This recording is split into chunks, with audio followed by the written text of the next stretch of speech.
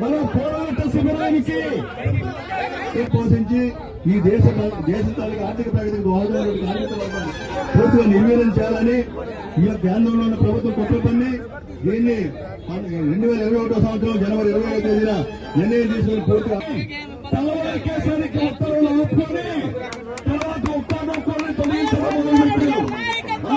ఇప్పుడు 4,000 మంది కాంట్రాక్ట్ కార్మికులను తొలగించారు. సత్యమైనటువంటి తొలగింపులకు నిరసనగా మన పోరాటం జరుగుతుంది. ఓడలు పెట్టించేదాకా పెట్టించాలి. 15వ తేదీన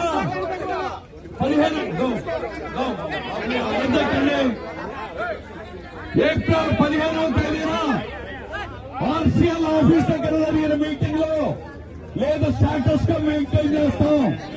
ఒక్కరిని కూడా తొలగించాం.